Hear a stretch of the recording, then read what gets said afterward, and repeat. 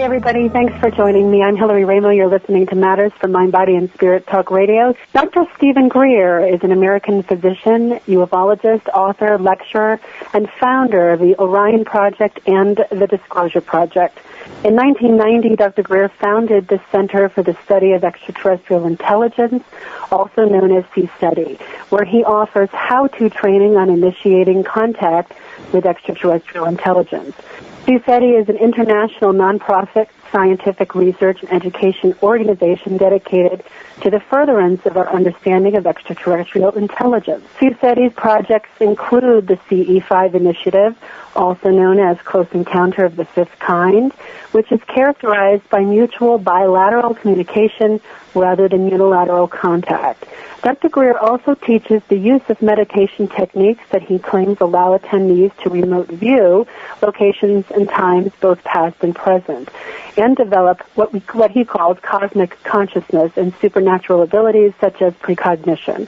Dr. Greer has founded the Disclosure Project, claiming evidence of extraterrestrial visits to Earth and a wide-ranging conspiracy among world governments. The Disclosure Project is a non-profit research project working to fully disclose the facts about UFOs, extraterrestrial intelligence, and classified advanced energy and propulsion systems.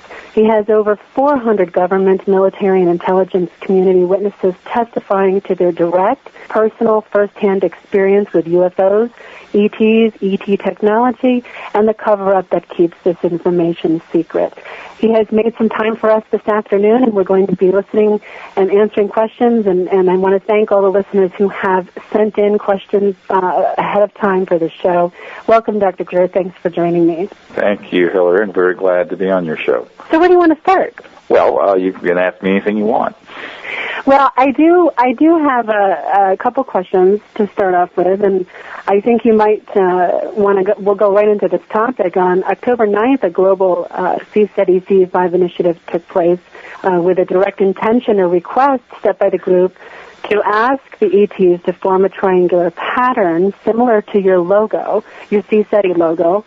And in the days that followed, we had sightings in triangular formation in New York City around October 13th, El Paso, Texas, I believe it was around October 15th, and then again in Richmond, Virginia on October 17th.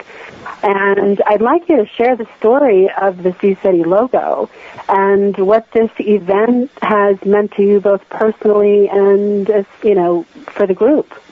Well, I think to set the stage for this, people need to understand that, the intelligence that we're dealing with are from civilizations that are obviously interstellar and therefore moving faster than the speed of light.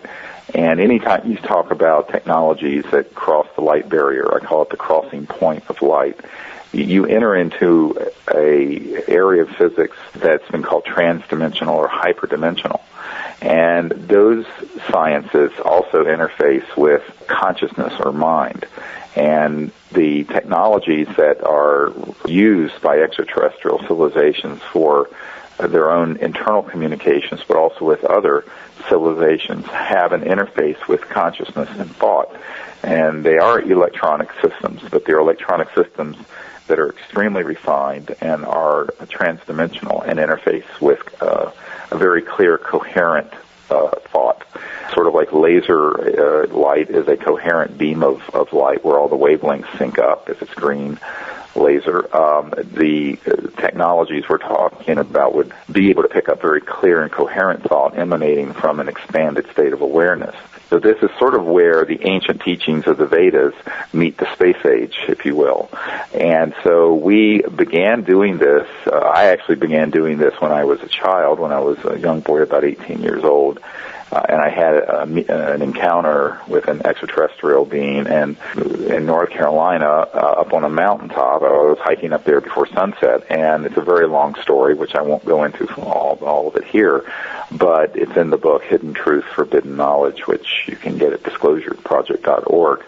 And this particular event was when the CE5, the Close Encounter of the Fifth Kind initiative, was born, because when I had this experience with this extraterrestrial civilization and I had an onboard experience on this craft, we sort of co-created together this concept of how humans could contact them using consciousness and expanded awareness and remote viewing, where you see distant places in space and see into the future, not just the past and present, and can then connect to their electronic telemetry system.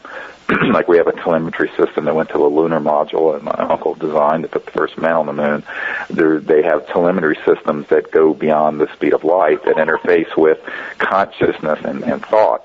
And so I think that this is very, very important that people understand that this is why the CE5 protocols work. Well, fast forward to when I formed CSETI 20 years ago, and shortly after that, I began to organize people into these contact teams to go out and use these protocols that involve not only thought and consciousness and remote viewing, but also high-powered lights and lasers and these electronic tones that we send out into space.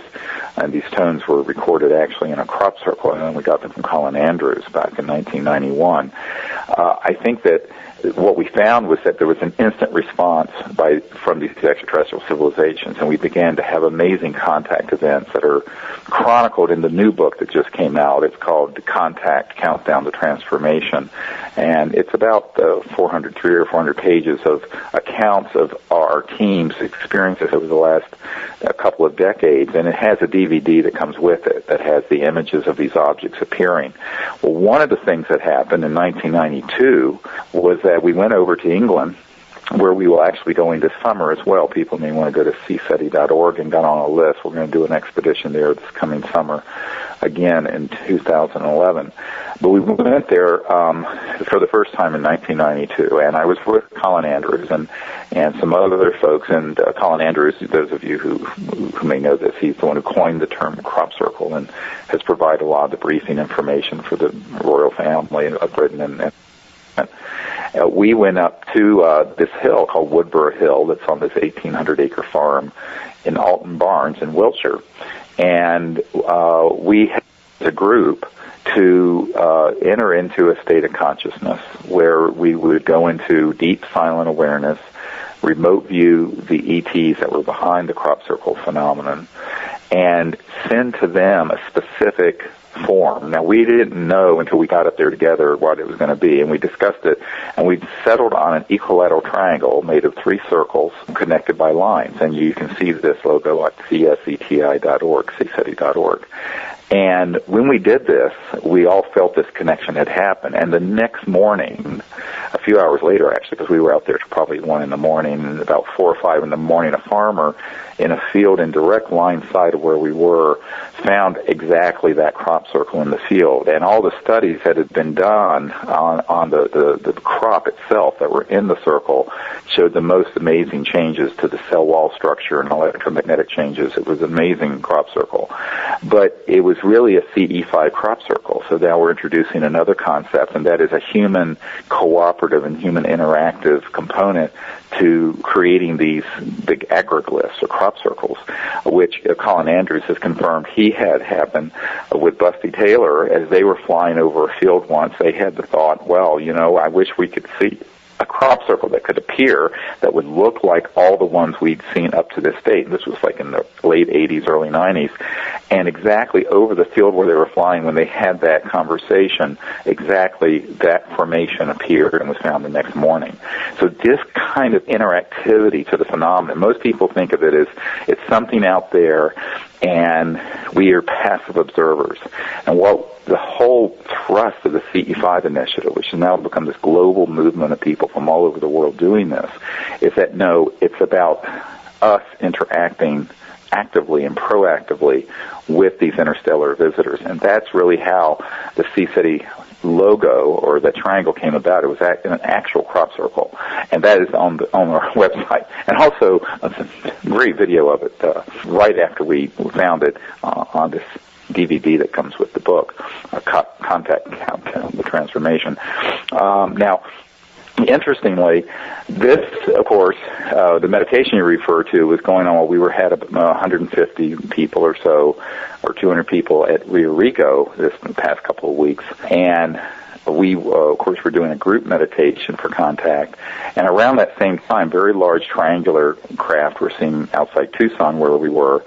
And so this is the kind of thing that happens, and it is an interactive phenomenon. And I think this is taking the whole question of UFOs from sort of a passive study of things that have already happened, what in science we would call retrospective research, where you study things that are, happened in the past, to actually seeing that it's a living, ongoing encounter between human civilization and these other civilizations, which are obviously here to learn about us and for us to learn about them, but it takes two to tango. And so what I've come up with is these set of protocols that we teach people at these training events that we do a few times a year around the world, and teach them how to do the meditative process, to remote view deep space, to make contact, and to invite the ETs to manifest in however way it's safe for them to do so in whatever environment we're in, and with whatever the group's readiness is.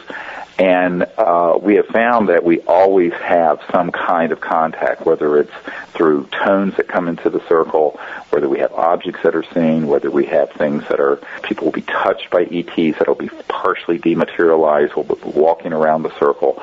All kinds of phenomena that sound like something out of a movie, except this is what you experience when you go out and do this. And it's because the ETs are very eager to find humans that are willing to make contact for peaceful purposes. Because let's face it, over the last 60 years, since the World War II era, the only response they've gotten has been either denial, official denial, or being shot at, or people looking at them passively.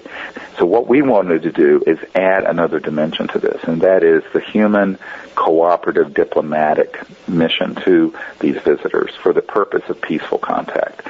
Because we think that's really, really essential. It's a thing that's been missing for decades, and it's not enough to just study things that have already happened, because this is not like studying the dinosaurs that are now extinct. This is an ongoing event where there are extraterrestrial vehicles and extraterrestrial civilizations obviously involved with planet Earth, concerned about the path we're on.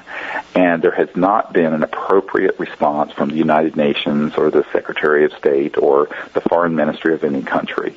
And so what CSETI has done is form this ad hoc, admittedly, nothing official, but global citizens diplomatic response. And it has now become truly a global event. Could you speak a bit about what seems like a quickening of disclosure events? We have had reports of UFOs over China, as I mentioned before, Manhattan, El Paso, Texas. The UN has recently assigned an extraterrestrial greeter, so to speak, and most recently Denver's Extraterrestrial Commission. I'd love to hear your thoughts or your take on all of this recent activity. It seems to have quickened a bit. Well, everything's quickening, and contact itself is on an ascendancy. And the Disclosure Project, if you go to disclosureproject.org, you'll see the events that got launched about 9 years ago in 2001, just before 9/11, a few months before 9/11. And what we found was that when we went forward with that, and we had at the time about 110 of these top-secret military and intelligence and corporate aerospace people who had worked on this issue come forward. Now we have over 550, to update your bio a little bit. What we find is that as we launched that, it began the entire worldwide disclosure movement, so much so that the mainstream media and the Washington Post refers to disclosure as sort of a brand. Well, that was something we started in 2001, and it's truly become global. And since that time, we've seen massive releases of files from the French Space Agency, Japan, from the Ministries of Defense of Great Britain, Denmark, Chile, Mexico had a press conference earlier this year, where they had their pilots, Air Force pilots, showing their gun camera footage of these craft that they were tracking all over the world. Now, of course, the hardest nut to crack is in the United States, because this is the crown jewel of the military-industrial complex, and where the real crowns are sitting in terms of the science that has resulted from the study of these extraterrestrial spacecraft. Because let's face it, anyone who thinks about this just in a cursory way, once you see the evidence and you see that we're not alone, most scientists, and certainly any physicist, is going to say, well, how are they getting from another star system to Earth? And the how they're getting here has within it a big part of the reason for the secrecy, because they're not using a solid rocket booster or Exxon Jet A fuel. They're using these transdimensional energy and propulsion systems that would, if disclosed, completely remove our dependence on oil and gas and nuclear power and create a sustainable civilization. Now, most people, when they hear that, will say, well, then why isn't that out there? And it's because there's a $600 trillion interest group that deals with these commodities and the petrodollar and the whole financial system and the commodities trading, the futures trading, that would suddenly become rather obsolete, not to mention every public utility and every gas, oil, and power company. So this is a huge multi-trillion-dollar problem, but if we don't disclose this information, we're of course going to end up destroying the planet, because wind and solar is not going to be able to get widespread enough in a cost-effective way to replace the current infrastructure and of coal and oil. So we have this huge crisis, and a lot of people can't connect or haven't connected the dots between the environmental crisis, world poverty, the wars in the Middle East, and the secrecy on the UFO issue. They don't really see that connection, and it's our place to do that through disclosure. And also, we have a separate project called the OrionProject.org, which is an energy research and education project that's a nonprofit that we founded a couple of years ago that is focusing on the energy and propulsion aspect of this, whereas CSETI, a disclosure project, is focusing on the disclosure of the UFO subject and the contact protocols through CSETI. So these three projects, interestingly, make a nice little equilateral triangle, with CSETI being the initial one and Disclosure Project being a project of CSETI, and then a spinoff of being the OrionProject.org. So those are the three main foci of our activities, because I feel that you really can't separate out. I know that when I briefed, for example, Bill Clinton's CIA director, or James Woolsey, on this matter for nearly 3 hours, he did need convincing that the UFOs were real. Most people who've looked into this matter, even in a cursory way, find enough evidence to know that they are out there. And the majority of the population in America, something like 50 to 60%, think so. More than that, 2/3 of the public believe there's intelligent life somewhere out in the universe. So this is not hard to do. The problem is that when you're, say, a CIA director, or you're the President of the United States, or the Chairman of the Senate Intelligence Committee or House Intelligence Committee, and you suspect this is going on, but you can't get anything through channels. And this is what people don't understand, is that the secrecy is so highly compartmentalized that even a sitting CIA director, and I'm one of the few people that you'll ever interview who can say this with certainty, had been denied access to these projects. Lord Hill Norton, who was the head of the Ministry of Defense of Great Britain and had been the head of the military committee for NATO and was a 5-star admiral, what they used to call a Sea Lord, I met with him at his home, and he told me point blank that he was never given information on this subject. It was only after he left that position and was in the House of Lords that he learned of the fact that this was real, but that he had been deceived on it and never provided information on it. So a lot of people don't realize that the way this secrecy has been maintained is that it's not a grand conspiracy. I think this is, most people conflate the fact that it's secret to the fact that there are tons of people involved in the secrecy, and this simply isn't the case. There are a relatively small number of people who control these operations in terms of having full knowledge of it. And just because you're the president, or just because you're the CIA director, or the Secretary of Defense, or the head of the Ministry of Defense, does not mean that you're going to be told about this or be told the truth about it. So I think that one of the real problems that the Disclosure Project is trying to fix is that the public needs to know about this, and needs to know about it in a way that's truthful and direct and isn't sensationalistic and scary, which is most of what you see out there in the movies and the media. But the public officials, who most Americans would think, oh, well, you're the top of the heap, you're the head of the pyramid, I remember briefing personally the head of the Defense Intelligence Agency, the DIA, and which is like the CIA within the Pentagon, and almost as many employees, by the way. It's a very huge intelligence operation, and this 3-star general was completely being deceived on this. And the military advisor for disclosureproject.org, and as well as some of these top secret witnesses, and Edgar Mitchell and a few of us had been at the Pentagon briefing people. And this particular 3-star general said to me that he had made inquiries, but the only thing he had gotten for his inquiries through the chain of command was, and he went over to his bookshelf, and this is in the E-ring, the outside ring of the Pentagon. He picked up a little E.T. doll and brought it over to him. He says, it's something you get at like a 5 and dime, sort of a toy store. He said, this is all I've gotten for my inquiries on this through my official inquiries. And he was very upset about it. And so a lot of people have to understand, that the public needs to understand that this is a very dysfunctional situation, and it's the fulfillment of what Eisenhower meant when he said, beware the military-industrial complex. He was not anti-military, of course. I mean, Eisenhower was a 5-star general. It was General Eisenhower from World War II. But he had been deceived on this issue and had been pushed out of the control of how the projects dealing with the ET and UFO issue were being handled. And a young man who worked with him, Stephen Lubkin, who became an attorney in North Carolina, who is the cousin of our science advisor, Dr. Ted Loder at the University of New Hampshire, worked with Eisenhower in the last couple of years of that administration and testified publicly that he had heard the president talking about this, and also talking about the fact that he had been shoved aside, and that the corporate and financial and so-called military-industrial complex had circled the wagons and shoved aside the control of the president. So this is a very, very serious problem constitutionally, and it has implications in many arenas. Number one, we're still using oil and gas for heating our houses and driving our cars when we don't need it. Number two, we are mired in the Middle East because of our dependence on oil. Number three, we have no official diplomatic contact with these extraterrestrial civilizations, and instead there's a rogue military operation that's transnational, not just U.S., that has been targeting and actually has struck these extraterrestrial vehicles using electromagnetic weapon systems, and have been doing so for many decades. This is a very dangerous existential threat to the peace of the planet.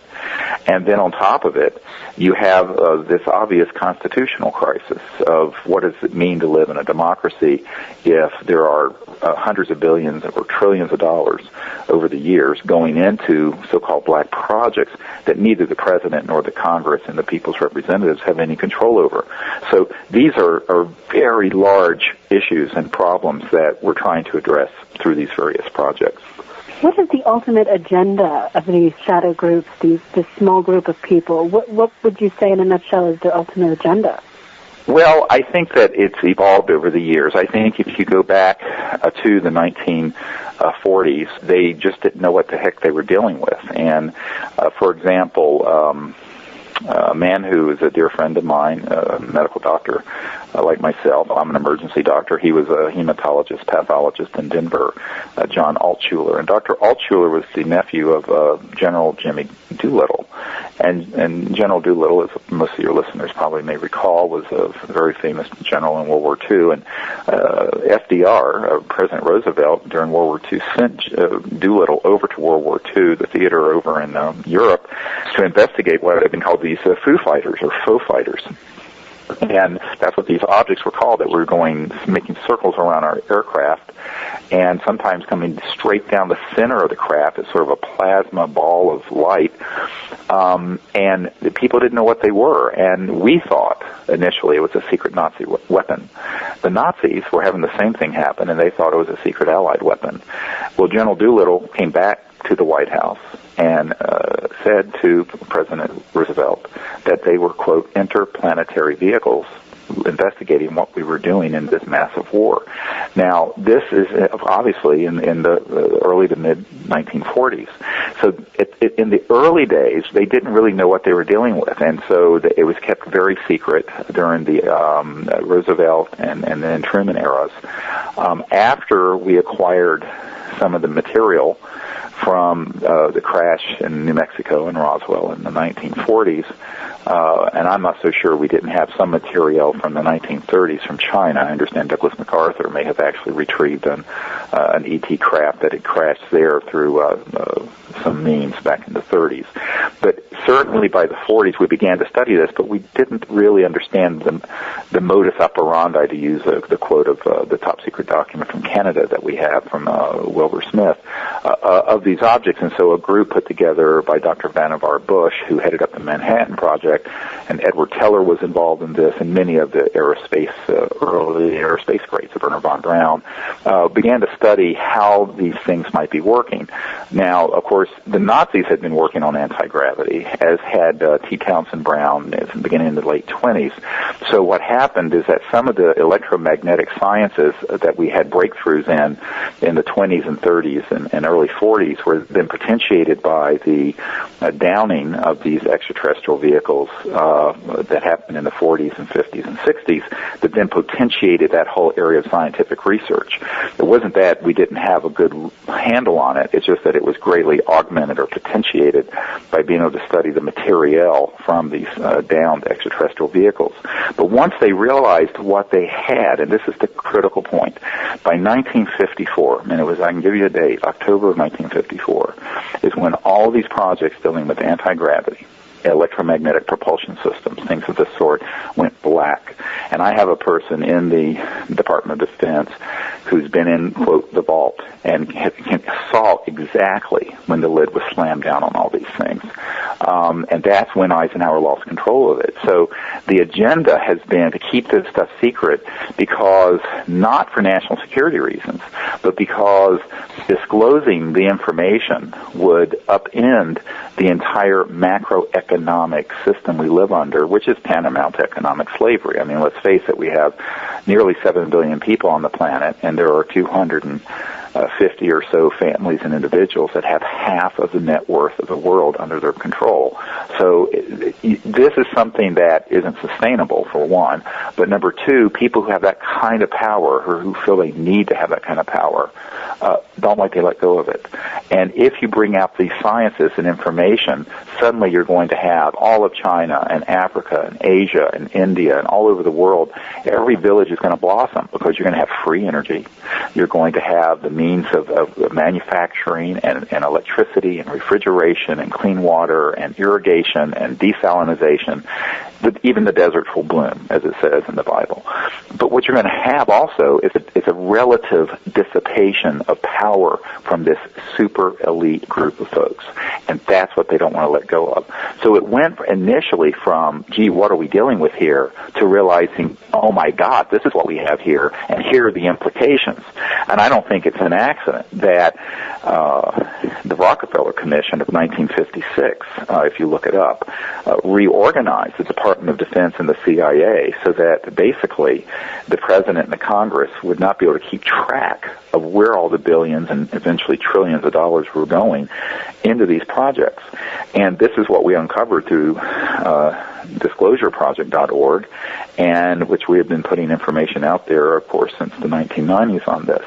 And I think that the agenda is so that's part of the agenda, is macroeconomic financial technology.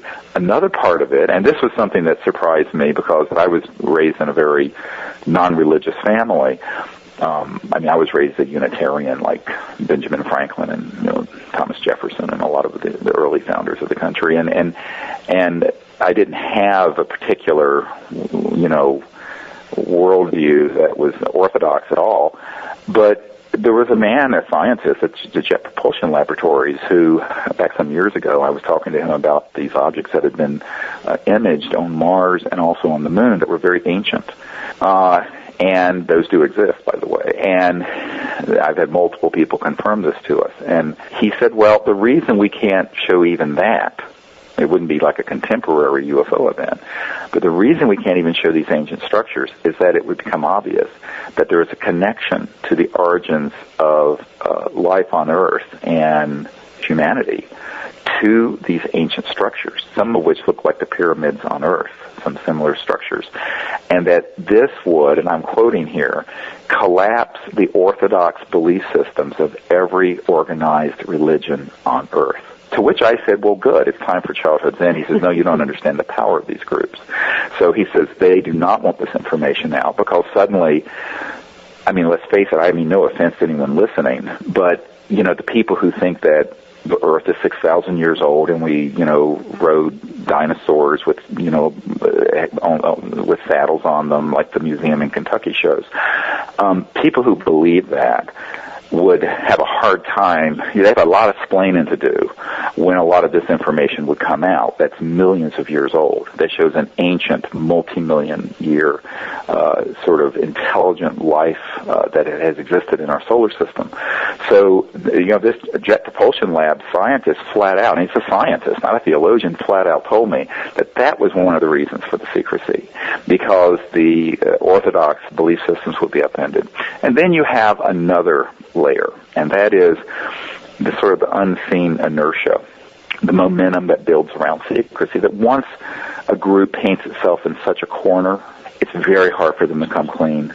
Because if they come clean, how are they going to explain to the public that we still have a space program using the shuttle where people get blown to smithereens, that we're still using fossil fuels, that we're doing all these wars in the Middle East unnecessarily, that both polar ice caps and the ice shelves of Greenland and Antarctica are calving off and melting, that we have all this poverty around the world, where 40% of the world's population does not literally doesn't have a pot to pee in. They don't have plumbing. They don't have anything.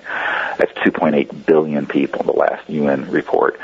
How do you explain that when you say at the same time for 60 years or more we have had the ability to have free energy, anti-gravity propulsion, no pollution, abundance, et cetera, and so on? This is a very, very hard thing. So the secrecy becomes its own little black ball of inertia that's very hard to change course.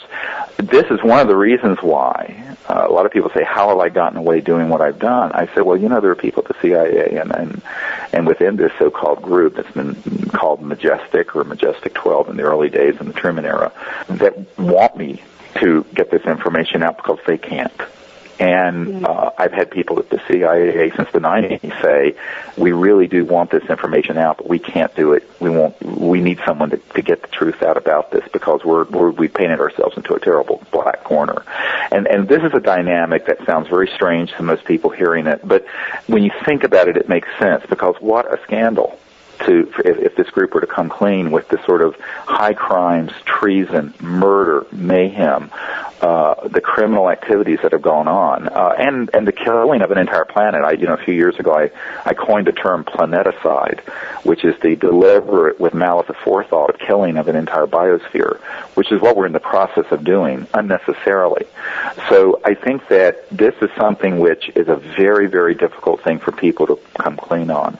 And I think that this is why, in a sense, the Disclosure Project, which is now, of course, not only an American event, but it's become this global sort of event, it is also potentiating this global contact phenomenon, where now we have, through CSETI, and we do a few of these every year. You were recently at one at Mount Shasta, but it will be again at Joshua Tree National Park, November 7th through the 13th, for your listeners who may want to join us. We're going to be there up in the high desert of California doing these, training people in what the protocols are so that people can go back to their country or to their home and form a contact team and practice this. And we're getting reports literally from Malaysia and from India and from China and then from Africa and from Brazil and all over the world where people are doing this, where they're having amazing contact happen. So this is in and of itself a phenomenon because it creates what Rupert Sheldrake would call this morphogenic field. And the morphogenic field is when it's sort of like the 100th monkey effect, where the more people begin to do something, particularly in a higher state of consciousness and particularly with a unified purpose, it creates a momentum that transcends all the little games of secrecy and all the little games of suppression. And so this is really how things happen. And it's a very empowering message to the public that are listening to your show, and that is, you don't need to just sit on your hands and say, Big Brother is lying to me. You can go out there and do this yourself. You can make contact. You can educate people about this and link them up to the Disclosure Project. Disclosureproject.org is the website. And you can help us find the people and the funding to put together a laboratory to bring out these technologies. One of the things the OrionProject.org is working on is to, we've just completed in the last couple of months, it's a $5.7 million budget proposed a laboratory where the scientists that we've identified from all over the world and who've worked in these areas and understand the physics of this new energy where you use very high voltage systems to pull energy out of what's called a zero-point energy field, the fabric of space-time around us, that we want to open a lab that isn't associated with the government to do this work and bring out these energy systems so that we can bring out at least a generation 1.0 prototype of something that would run your house or car, pulling energy out of this environmental space energy, rather than burning oil and gas and coal or splitting the atom, creating, thousands of years of nuclear waste problems. So I think that this is what we're wanting to do, and we've actually are in the process of putting this proposal in front of some folks. But we also need the public to help. The public can go to theorionproject.org and they can contribute, or they can help us network to people who might be able to help us with this initial funding proposal. Yeah, there's been some recent articles coming out saying that ETs have been known to disarm nuclear power plants because, and I know that you've spoken at some point on this, and I'm curious if this... Well, they weren't nuclear power plants, they were nuclear missiles, which is a very big difference, yeah. Well, the missiles, yeah, but I'm wondering if there seems to be a consistent theme in the media that they're trying to give this image of, they're a threat. And I know that you speak at length at this, in your gatherings and stuff, but I'd like you to comment on, is this kind of angle going to be used as the agenda of creating this perception of, these are a threat and we have to pour all kinds of money into protecting this planet and join together globally? And what are your thoughts on that? Well, I think that this is one of the real problems is when people say disclosure, I go, whose disclosure? The cabal's disclosure, the people who have been, the foxes who've been guarding the hen house all this year. We don't want the disclosure coming from those guys. And the reason we don't is that they have a vested interest in war, what's been called SDI or Star Wars. That was never developed to target Soviet missiles. It was developed to target extraterrestrial vehicles. And I have witnesses who date from the mid-'60s who had testified that we have had platforms in space using not normal missiles, but electromagnetic-type weapon systems, so-called Tesla coil-type scalar electromagnetic weapons, like you saw the spiral over Norway that happened about a year ago in November of 2009. That was a man-made scalar weapon demonstration while Obama was getting his Nobel Peace Prize in Norway, and it was a shot across his bow, quite frankly. I knew about it a week before it happened, by the way. But the point I'm making is that we have very advanced weapon systems that have not been disclosed to the public that have been used to target extraterrestrial vehicles. And people say, why would they do that? I say it's because people want to provoke a war. And the question would be why? And I said, well, the war profiteers. I mean, who benefits from the $1 trillion a year war machine? Certainly not the American public, and certainly not the people of the earth. But the big military-industrial complex interest that Eisenhower warned us about, and Eisenhower was a very Republican, conservative, pro-military general. And the reason he made that warning is that he knew that there was this kind of manipulation going on that had nothing to do with our national security as a people, that had everything to do with control, secret control, and the profiteering that goes along with it.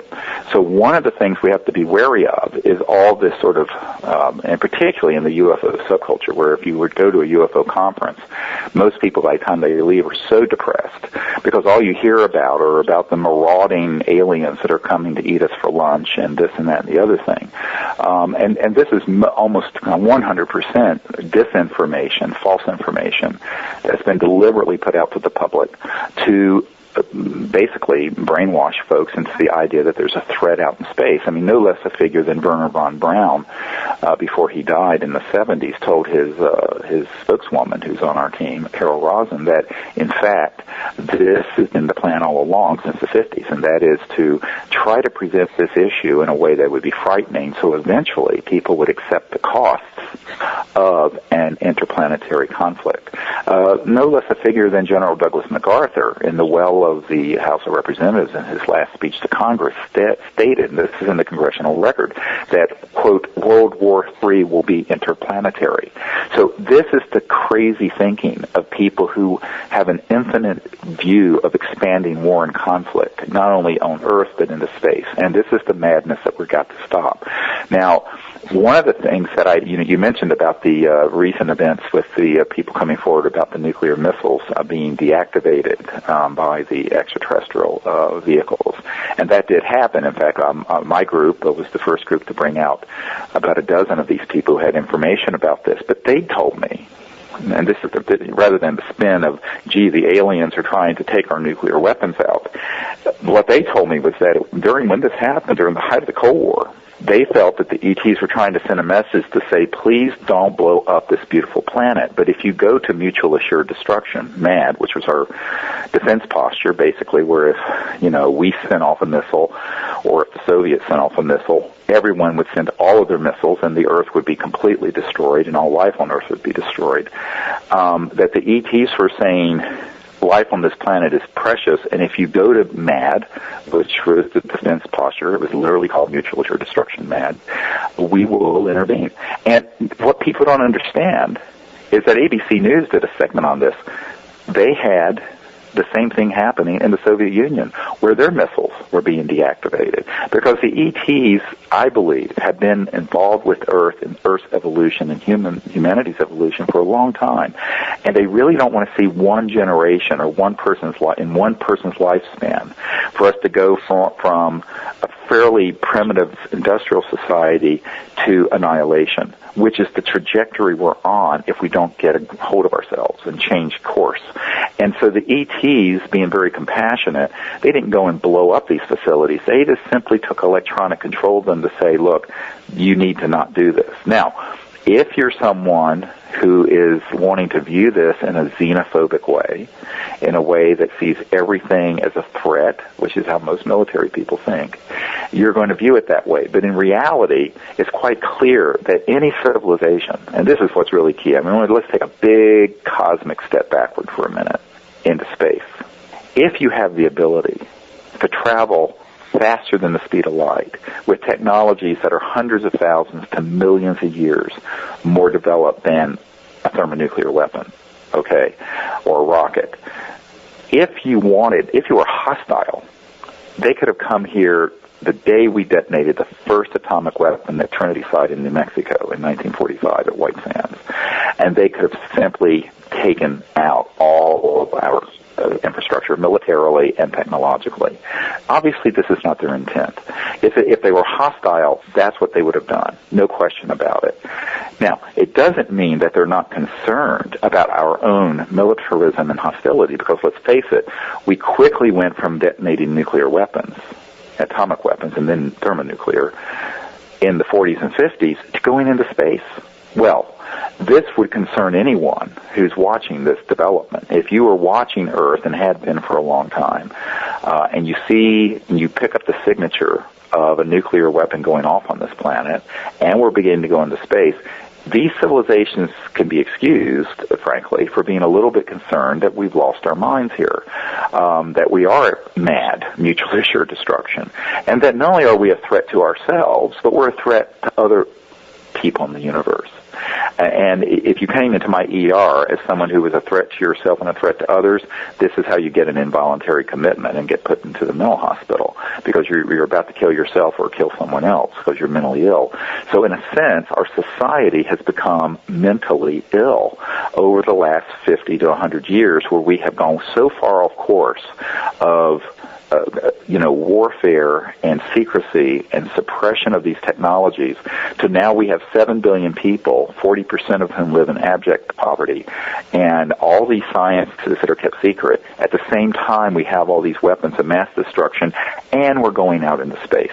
And then you add to that the secret technologies that are in the so-called secret space program and weapons programs that have started targeting extraterrestrial vehicles when they're coming nearer to the Earth to see what we're doing. And on a number of occasions, it doesn't happen every day, but on a number of occasions we have hit them and knocked them down. I knew more than one person who has been on teams where they have seen the extraterrestrial vehicles or seen the ETs themselves that have been killed as a result of these hits.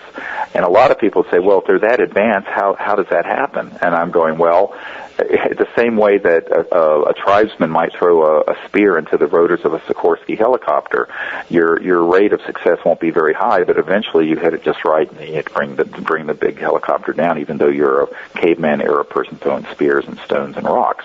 So the point I'm making here is that this is the kind of thing that the President and the UN Security Council and other heads of state need to know about, and that's one of the things that I'm doing. I mean, I put together a briefing for President Obama and for his new CIA director, Leon Panetta, and for the Secretary of Defense, Bob Gates, as well as the House Intelligence Committee chairman, and I've also provided this briefing to other heads of state in other countries. And in it clearly states that there is an attempt to deceive the public about an alien threat that does not exist, and that this is something that they need to be aware of so that they're not fooled like they were on 9/11, frankly, and also so that they don't get stampeded into a crazy response. If somebody were to stage something that would look like an alien attack but was really being run out of a secret base out in an underground facility in Utah. So I think that one of the problems is that people have to understand that there is an agenda here that the purpose of which is control of the masses of the world through fear, and to release the information on the ET issue within a matrix of fear, within a threat matrix, as they call it, which is completely concocted and false, because anyone with a scintilla of common sense would know better. I mean, when Stephen Hawking said this summer or last spring, I can't remember when, it was in the past year, that we shouldn't make contact with aliens because they could be a threat and try to colonize the Earth, I had to laugh, because, you know, any civilization that can travel faster than the speed of light can materialize and dematerialize whatever they wish, whenever they wish. They certainly have no need for anything that's on this planet. There are billions of Earth-like planets that probably have no intelligent life on them yet, or very little, scattered throughout our own galaxy, never mind the whole universe. So if you can travel at multiples of the speed of light, why would you need to come to an armed camp like Earth to get something? I mean, this kind of, it's a childish, xenophobic fantasy by paranoid people, and it says a lot more about the people making these claims than it does about the actual ET presence. You know, we have gone around, I mean, we're the longest standing ET contact diplomatic group on the planet today. I mean, we've been doing this 20 years, month in and month out, all over the world. We have never had anything but beautiful, peaceful experiences with these ET visitors. On the other hand, we've had lots of threatening things happen from military or from humans.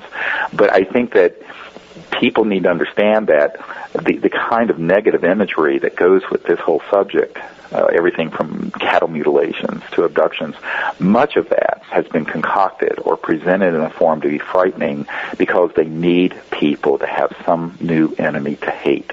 It's just like what we, look, I mean, we created Saddam Hussein. Rumsfeld was in charge of selling him his first chemicals to make his chemical weapons, as a matter of historical fact. The point is that we have to keep creating enemies to justify the $1 trillion a year we're spending on military and other programs. But more than the money part of it is the control of people's minds. It's a mind control thing where people get controlled through fear. And what I'm saying to people is that, it's like that In Vogue song from the 90s, Free Your Mind. You got to free your mind, honey, and step out of this nonsense and kind of see that this is all sort of like the movie The Matrix, where it's this sort of false thing that's been created that everyone is living through, and take a big step out of it and think about this carefully. I've concluded that there's absolutely no threat from these extraterrestrial civilizations, but there's plenty of problems with them being presented as a threat. And one of the things that we're trying to do is to address this not only through having thousands of people now going all over the world making contact peacefully through these CSETI protocols. And again, I just want to mention people who want to come to this event in Joshua Tree National Park. It's from the November 7th to the 13th. We spend the afternoons talking about these issues and doing discussions about consciousness and the applications of consciousness and meditation training. And then we go out every night out under the stars and train people on how to observe, how do you identify something as a satellite versus a plane versus maybe an ET object, and what other kind of phenomenon happen. I mean, what happens if an ET object is 20 feet away but is there resonating faster than the speed of light? What's going to happen? You're going to have electronic discharges. You're going to have light discharges. You're going to have tones that come into the group. If you go to cseti.org, you'll find out about some of the things that have happened recently. There's a photograph up there of an extraterrestrial being that was hovering right outside our circle at Joshua Tree National Park 11 months ago. When we were there, we're going to the same place this year. And this particular ET, we learned later, was from the Andromeda Galaxy, and was there with a team of people whom a number of folks had heard the voices of them, but they couldn't see them. And Raven Nabolsi took a photograph because she felt them and asked them to appear, and they flashed in a fraction of a second, and there's this photograph of this ET literally hovering in sort of a teleportation beam of a cone of light from an orb right outside the circle, maybe 5 feet outside the circle or less. So these are the sort of things that are happening, and it sounds like something as science fiction, but it's happening. And people are not just our group when I'm there training people. What's exciting for me is that I'm learning that people are doing this all over the world and are having amazing, very close encounters that are close encounters of the fifth kind, which is when humans invite the encounter and do it for diplomatic purposes. And this is something that has just taken on a huge momentum in the last few years. I have to ask you this question, Dr. Greer. Are the commonly referred to reptilian and grays, which have been labeled, quote, negative or bad aliens within UFO subculture, being produced or made by the shadow groups in government and secret programs using bio-nanotechnology?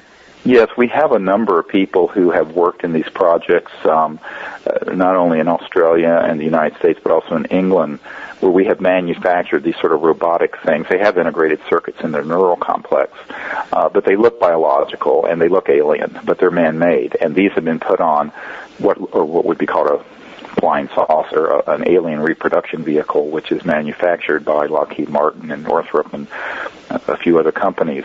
And these have been used along with electromagnetic weapon systems and chemical weapon systems to do what the public would call abductions.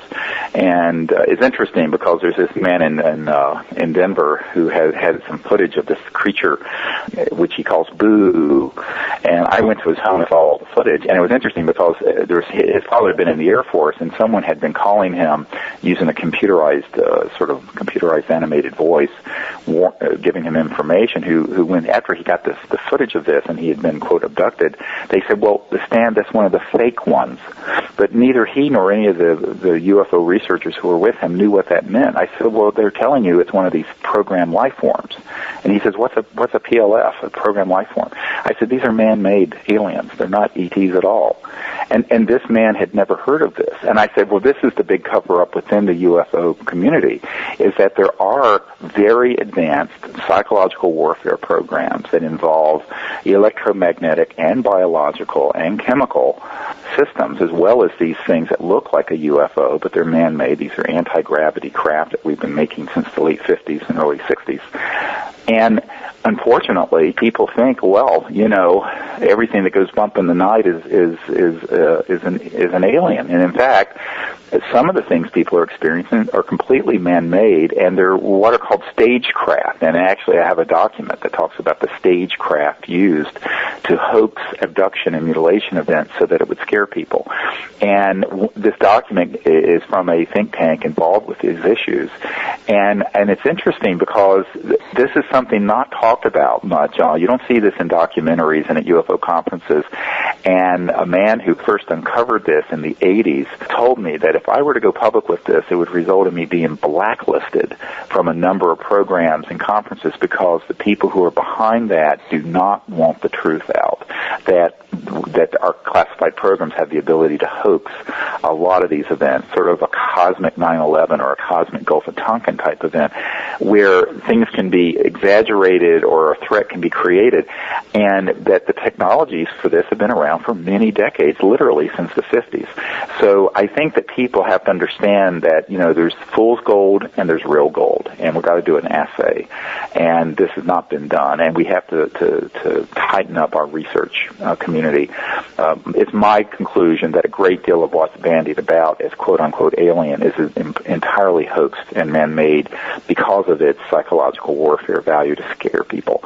And if people are afraid, they'll accept the cost of war. And so we have to sort of awaken people to this issue and think rationally about how do we approach civilizations that are here that obviously aren't hostile, because if they were hostile, it would have been point, set, match, over back in 1945. How do we approach this and sift through all this confusing information and obscuring and obfuscating information and get to the truth of the matter? Well, this is how we have to do it. We have to disclose the truth. We have to go make contact directly. And then the OrionProject.org, I think, the government won't come out with these technologies. We, the people, need to come together and figure out how we're going to fund a research program so that scientists and physicists who understand this new area of energy generation can come together, and we can do this independent of sort of the corrupting influence of big money and big power that you see so often in Washington and in corporations. So that's what we're working on, and I hope people will go to the websites and learn more about this, and also will join us in Joshua Tree or some of the upcoming. We haven't yet published the 2011 schedule yet, but we will be going to England and Mount Shasta and Colorado and other places in 2011 for these week-long expeditions. And if people want to sign up on those websites at cseti.org or disclosureproject.org, they'll get notified when we get the information about where we're going to be doing these programs. Yeah, I just want to remind listeners that those websites are posted on my radio homepage as well as my website, HillaryRaimo.com. One last question for the show, Dr. Greer, and I know it's going to kind of be a big one, but my question is, time travel technology, HAARP, weather manipulation technology, are these reverse alien engineered technologies? As I mentioned earlier, there are a lot of electromagnetic systems that deal with transdimensional technologies that have been developed by humans. One thing I always point out to people, the wonderful thing about science is the laws of the universe and of nature are universal. So humans began to uncover some of this in the late 1800s and early 1900s. By the 1930s and 40s, there were classified projects. People have heard the Philadelphia experiment. That stuff really did happen. Time travel, teleportation. So humans have done classified experiments in that area for decades.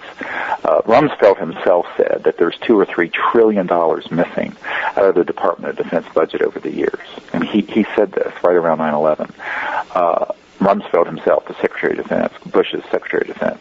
So the point I'm making is that if you then take that and then potentiate it with studying materials that we've retrieved from down in these extraterrestrial vehicles, then you have a really mighty combination of forces, because you have these really well-developed sort of pedigree of secret electromagnetic research programs that then are potentiated further by studying these extraterrestrial materials and what have you.